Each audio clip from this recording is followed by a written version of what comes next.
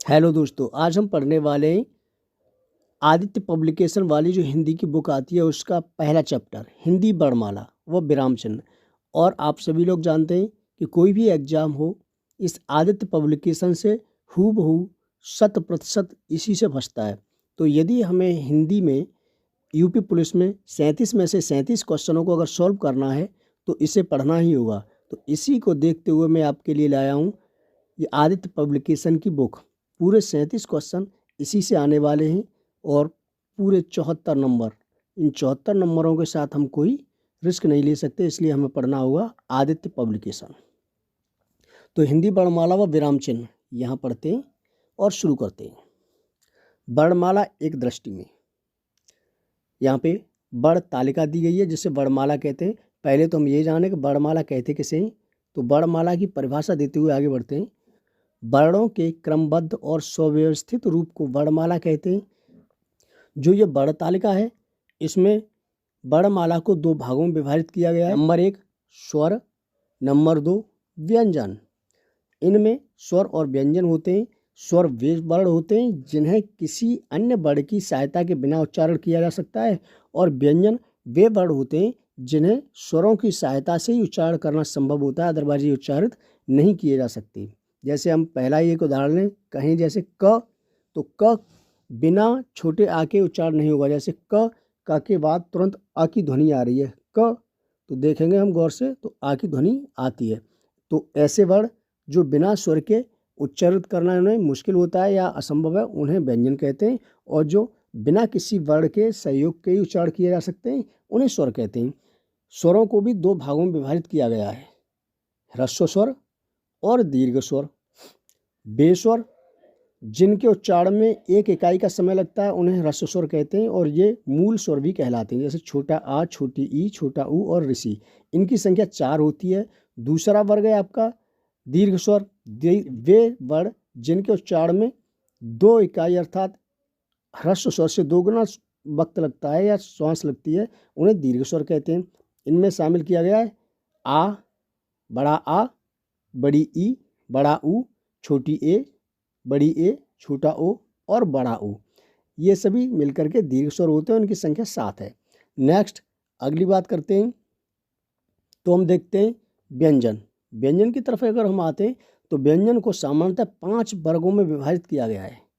स्पर्श व्यंजन, अंतस्थ व्यंजन, ऊष्म व्यंजन, आगत व्यंजन और संयुक्त व्यंजन। इनमें जो स्पर्श व्यंजन हैं उन्हें सबसे पहले देखते हैं। स्पर्श व्यंजन को सामान्यतः 5 वर्गों में बांटा जाता है।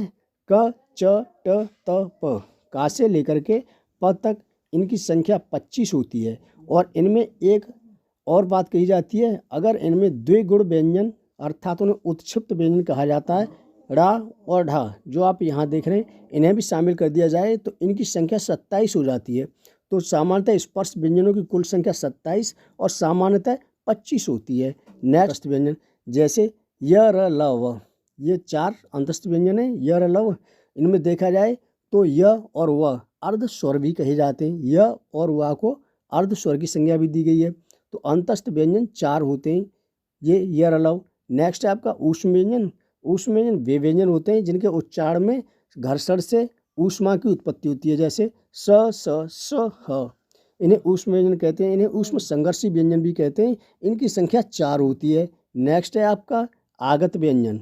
आगत व्यंजन वे व्यंजन होते हैं जो कि दूसरी भाषाओं से हिंदी में आ गए समय के अनुसार, जैसे ज और फ जिनमें ये नुक्ता लगा हुआ है, जिसे ये नुक्ता का प्रयोग किया जा रहा है, ये आगत ध्वनियाँ हैं। ये हमारी भाषा में हिंदी में फारसी और अरबी से आई हुई हैं। नेक्स्ट अगला है आपका संयुक्त व्यंजन। ऐसे व्यंजन जो कि 2 या 2 से अधिक वर्णों से मिलकर बनते हैं उन्हें संयुक्त व्यंजन कहते हैं। जैसे कि लास्ट में हमारे अल्फ़ाबेट में हमारे जो भी अल्फ़ाबेट है उसमें लास्ट में आता है क्षेत्र ज्ञान, ये तीनों ही वर्ण क्या हैं, संयुक्त व्यंजन है। और चौथा स्र, जैसे किसी को सम्मान से कहते हैं श्री लगाते हैं, तो उसमें जो स्र है वह भी संयुक्त व्यंजन है। जो ये 4 व्यंजन हमें यहाँ दिखाई दे रहे हैं वो संयुक्त व्यंजन हैं। इस तरह से देखा जाए तो इन व्यंजनों की संख्या 41 हो जाती है। इन 5 वर्गों के व्यंजनों की संख्या 41 हो जाती है। स्वरों की संख्या 11 हो जाती है, 4 और 7। तो यहाँ पे इसका दिखाया गया है आपका 11 स्वर, जैसे कोने पे आप देख सकते हैं स्वर की संख्या 11 और कुल व्यंजनों की संख्या 41। और इसी प्रकार से कुल अल्फ़ाबेट जो हमारी वर्णमाला है उसकी संख्या, उसके वर्णों की संख्या 52 है यहाँ पे। अब एक और महत्वपूर्ण बात यहाँ पे याद रखनी चाहिए, जैसे यहाँ पे स्पर्श व्यंजन सामान्यतः कितने हैं 25, क्योंकि ये जो द्विगुण व्यंजन है दो, उन्हें हटा दिया जाए तो 25 रह जाते हैं। नेक्स्ट अंतस्थ व्यंजन 4 हैं, ऊष्म व्यंजन भी 4 हैं। अगर इन सभी को यहाँ से प्लस कर लिया जाए तो ये मूल व्यंजन हो जाते हैं 25, 4, 29 और 4 33।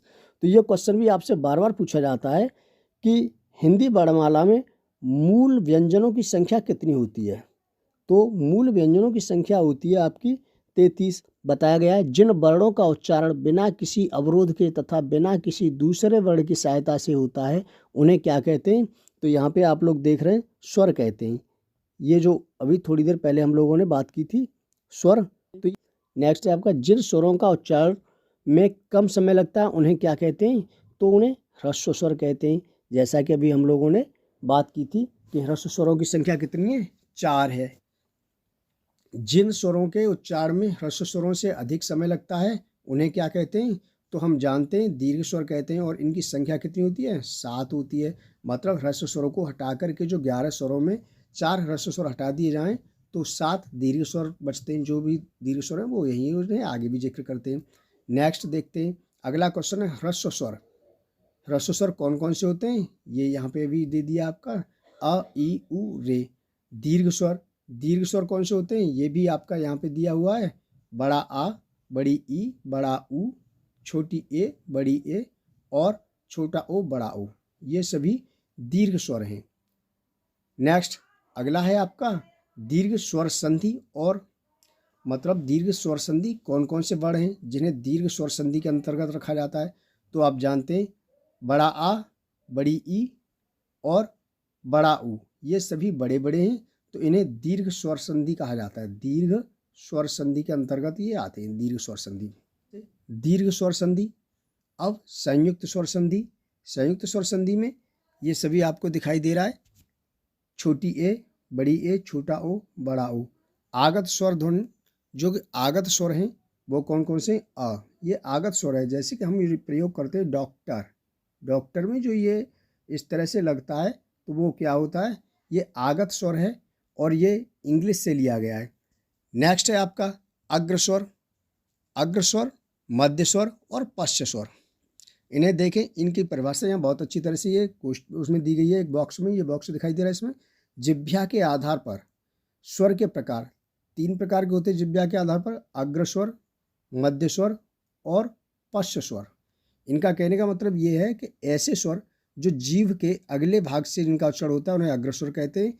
जिन स्वरों का उच्चारण जीभ के मध्य भाग से होता है उन्हें मध्य स्वर कहते हैं। और जिन स्वरों का प्रयोग जीभ के पिछले भाग से होता है उन्हें पश्च स्वर कहते हैं। तो इन्हें भी पूछ रहा है यहाँ पे, तो हम इसे अच्छी तरह से यहाँ पे देख सकते हैं। नेक्स्ट आपका अग्रस्वर कौन कौन से हैं। तो अग्रस्वर हमारे हैं छोटी ई, बड़ी ई, छोटी ए, बड़ी ए, ई ऐ। इन्हें अग्रस्वर की संख्या दी गई है, इन्हें क्या कहा गया अग्रस्वर। जैसे अग्रस्वर हैं हमारे छोटी ई, बड़ी ई, छोटी ए, बड़ी ए, इन्हें अग्रस्वर की संज्ञा दी गई है। नेक्स्ट है आपका मध्य स्वर। मध्य स्वर केवल एक ही है, मध्य स्वर में केवल ये छोटा अ आता है। नेक्स्ट अगला है आपका पश्च स्वर है। पश्च स्वर कौन कौन से हैं इसे भी देख लेते हैं। पश्च स्वर वे स्वर होते हैं जो कि जीभ के पिछले हिस्से से बोले जाते हैं। जैसे बड़ा आ, छोटा ऊ, बड़ा ऊ, छोटा ओ, बड़ा ओ और अ, डॉक्टर वाला अ, ये हमारे पश्च स्वर हैं। समृद्ध स्वर, छोटी ई, बड़ी ई, छोटा ऊ, बड़ा ऊ, ये समृद्ध स्वर के अंतर्गत आते। अर्ध समृद्ध स्वर, अर्ध समृद्ध स्वर, जैसे छोटी ए और छोटा ओ, अर्ध समृद्ध स्वर हैं। विव्रत स्वर, विव्रत स्वर में बड़ा आ और बड़ी ए आते हैं। अर्ध विव्रत स्वर, अर्ध विव्रत स्वर में छोटी ए, छोटा आ, छोटा ओ और डॉक्टर वाला आ आता है। नेक्स्ट अगला है आपका कुल व्यंजनों की संख्या कितनी होती है। तो कुल 41 है। मूल व्यंजनों की संख्या 33 होती है। स्पर्श व्यंजनों की संख्या 25, उत्क्षिप्त व्यंजनों की संख्या 2 होती है, जिनमें अभी द्विगुण व्यंजन जिन्हें कहा जाता है, और अंतस्थ व्यंजनों की संख्या 4 होती है। र, ल और व, ये अंतस्थ व्यंजन हो गए। ऊष्म व्यंजन, ऊष्म व्यंजन अभी हम देख के आए थे कि तीनों प्रकार के सा ऊष्म व्यंजन में आते हैं, और साथ ही साथ एक हा, ये सभी ऊष्म व्यंजन है। इन्हें ऊष्म संघर्षी व्यंजन भी कहा जाता है। नेक्स्ट है आगत ध्वनियाँ या आगत व्यंजन। आगत व्यंजन वे व्यंजन है जो दूसरी भाषाओं से आ गए, जैसे ज। व्यंजन की संख्या 4 है। संयुक्त व्यंजन क और स से, छ, त्र से, त, र, य से, ज और ङ, और स्र, स और र से मिलकर बना है। नेक्स्ट अगली क वर्ग ध्वनियाँ। क वर्ग ध्वनियाँ वही है क, ख, ग, घ, ङ। च वर्ग ध्वनियाँ च, छ, ज, झ, ङ। नेक्स्ट है आपका वर्ण विचार, स्वर। स्वरों की संख्या कितनी होती है वर्ण विचार में, ये पूछा जाता है। तो ये आपके सामने लिखे हुए हैं सभी स्वर। अ, आ, ई, उ, रे, ए, ऐ, ओ, औ। इनकी संख्या 11 है। अनुस्वार किसे कहते हैं? छोटी अंग अनुस्वार है। और अनुनासिक, ये चंद्रबिंदी वाली जो अंग होती है वो अनुनासिक होती है। चंद्रबिंदी वाली अंग अनुनासिक होती है। विसर्ग, विसर्ग बड़ी अंग को विसर्ग कहा जाता है। आगत ध्वनियाँ वे ध्वनियाँ होती हैं जो अन्य भाषाओं से हिंदी में आ जाती हैं। जैसे थोड़ी देर पहले हम लोगों ने बात की थी, डॉक्टर लिखते हैं, तो जैसे ही डॉक्टर हम लिखेंगे तो इसका प्रयोग करते हैं, डॉक्टर। तो ये जो चंद्रबिंदी है वो कहाँ से है? अर्धचंद्र। ये भी आगत ध्वनियों में से, अंग्रेजी में से है। और जैसे जफर, जफर के लिए जैसे ही ज का प्रयोग करेंगे तो यहाँ पे एक नुक्ता लगाया जाएगा, ये नुक्ता होता है। ये अरबी फारसी भाषाओं से आया हुआ है। ये सभी आगत ध्वनियाँ, ये व्यंजन वर्ग हैं। इन्हें स्पर्श व्यंजन भी कहा जाता है। स्पर्श व्यंजन का से पातक होते हैं, जैसे यहाँ से आप देख रहे हैं क से पातक का जो भी व्यंजन है इसे स्पर्श व्यंजन के नाम से जाना जाता है। और प्रत्येक इस अक्षर को एक वर्ग का नाम दिया गया है। इस तरह से हम कह सकते हैं कि स्पर्श व्यंजनों में 5 वर्ग होते हैं, और इन पांचों वर्गों में 5-5 वर्ण होते हैं। 5-5 वर्ण होते हैं, जो कि यहाँ पे हम आसानी से समझ सकते हैं इन्हें। ये 5 वर्ग हैं, और 5 वर्गों में 5-5 वर्ण हैं। जैसे क वर्ग में क, ख, ग, घ, ङ। च वर्ग में च, छ, ज, झ, ङ।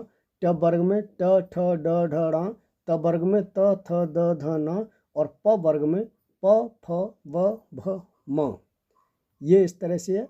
ये 5 वर्ग हैं, और 5 वर्गों में प्रत्येक वर्ग में 5 वर्ण होने के कारण इनकी कुल संख्या 25 हो जाती है। इनकी कुल संख्या कितनी हो जाती है? 25 है। तो कहा जाए कि स्पर्श व्यंजन कितने होते हैं? तो ये 25 स्पर्श व्यंजन हो गए आपके। नेक्स्ट अगला पॉइंट हम देखेंगे इनके वर्गों की बात। तो क वर्ग आप जैसे देख सकते हैं, च वर्ग, ट वर्ग और त वर्ग। प वर्ग, यहाँ से प वर्ग में इसके सामने वाले सभी हैं, प, फ, ब, भ, म। और अंतस्थ व्यंजन र, ल, व, ये सभी अंतस्थ व्यंजन के वर्ण हैं चारों।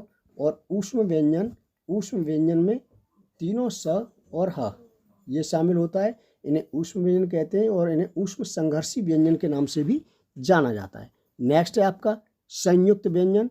जो संयुक्त व्यंजन को थोड़ी देर पहले हमने पूरी तरह से किस किस वर्ण से के संयोग से मिल बने हैं ये भी बताया था। तो ये 4 वर्ण संयुक्त व्यंजन है, क्षेत्र, ज्ञ और श्रव। अब जो भी आगत ध्वनियाँ जो यहाँ पे दिखाई दे रही हैं आपकी, ज और फ, ये आगत ध्वनियाँ हैं। और ऐसे ड और ड़, ये भी द्विगुण ध्वनियाँ हैं जिन्हें उत्क्षिप्त वर्ण कहे जाते हैं। और यहाँ से जो आप इस लाइन में देख रहे हैं, ये है प्रत्येक वर्ग का पंचम वर्ण। प्रत्येक वर्ग का पंचम वर्ण है। इन्हें नासिक के वर्ण कहा जाता है। इन्हें नासिक के वर्ण कहा जाता है। इस तरह से इन सभी व्यंजनों की संख्या 33 होती है। अंतस्थ व्यंजन, अंतस्थ व्यंजन यरलव अंतस्थ होते हैं। ऊष्म व्यंजन ये तीनों स और ह ऊष्म व्यंजन के अंतर्गत आते हैं। आगत ध्वनियाँ ज और फ आगत ध्वनियाँ हैं। संयुक्त व्यंजन क्षेत्र, ज्ञ और श्र, ये संयुक्त व्यंजन है। य और व, य और व अर्ध स्वर होते हैं। नेक्स्ट है आपका लुंठित व्यंजन। लुंठित व्यंजन, रा को लुंठित व्यंजन कहा जाता है। पार्श्विक व्यंजन, जो ल है उसे पार्श्विक व्यंजन कहा जाता है। ऊष्म संघर्षी व्यंजन, ये ऊष्म संघर्षी व्यंजन कहे जाते हैं। उत्क्षिप्त व्यंजन, ड़ और ड़, ये उत्क्षिप्त व्यंजन है। अघोष व्यंजन, प्रत्येक वर्ग के प्रथम और द्वितीय वर्ण तथा फ स स इन मिला के सबको अघोष व्यंजन कहा जाता है।